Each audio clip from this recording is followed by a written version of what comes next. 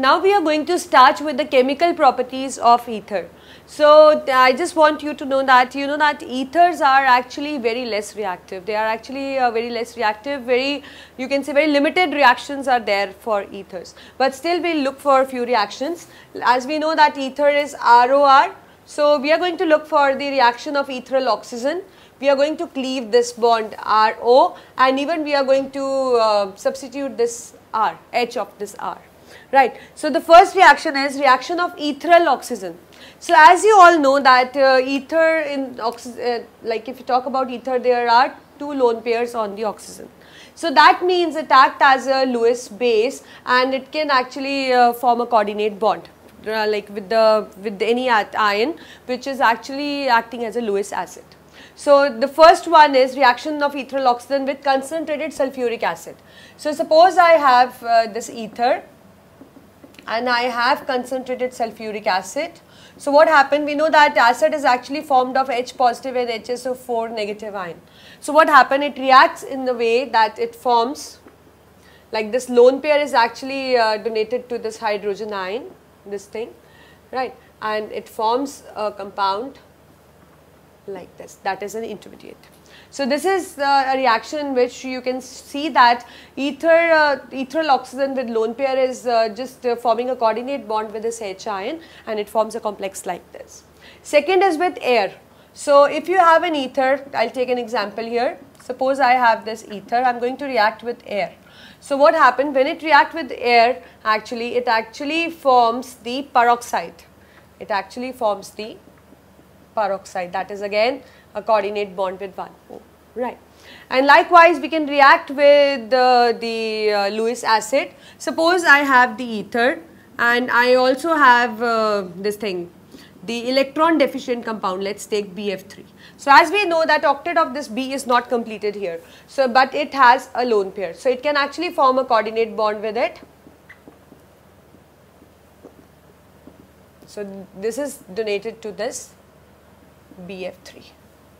So this is how you're going to show the reactions for the ethyl oxygen. So there are reactions of the ethyl oxygen because it possesses the lone pair, so it can act as a Lewis base, and it can combine with Lewis acids, that means the compound which are actually in need of electrons, and form a coordinate bond. So as I've shown you 3 reactions, like with concentrated sulfuric acid, with oxygen it is forming peroxide, with BF3 also it is forming a compound. Second is cleavage of CO bond. Reactions involving cleavage of CO bond. Suppose I have ether ROR, I am going to react it with halogen acid. Let us take a halogen acid HI because it is highly reactive. So what happened? It cleaves in a way that like this and this bond is going to get cleaved. So as a result we will get alcohol, and again we will get an alkyl halide. But if you will keep this hydro acids, halogen acid in excess, then you are not going to get alcohol actually. If you use this in excess, then what we get is we get only alkyl halide with water. So this is what is a reaction of halogen acid, and you've seen that there is a cleavage actually. C and O bond is actually cleaving. So this is how the cleavage occurred. Similarly, we can show the cleavage with PCl5. Suppose I have ether and I have PCl5, then what I'm going to get?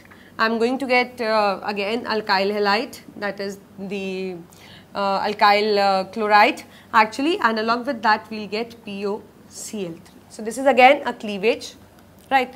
Third, with acid chloride, suppose I have an ether, we react with acid chloride. Let's say we know that acid chlorides are particularly ROCl.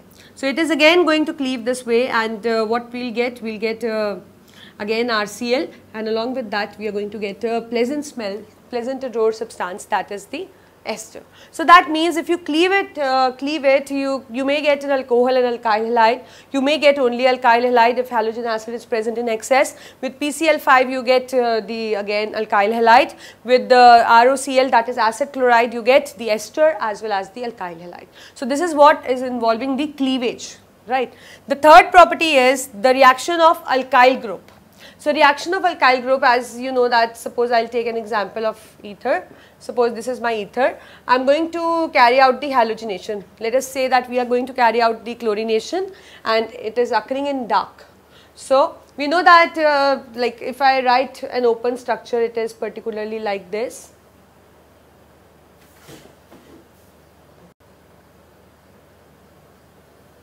it is particularly like this. So these are the alpha carbons which possess the hydrogen. So here halogen is going to replace this hydrogen one by one. So what we can get actually, we may get this one H will be replaced by Cl,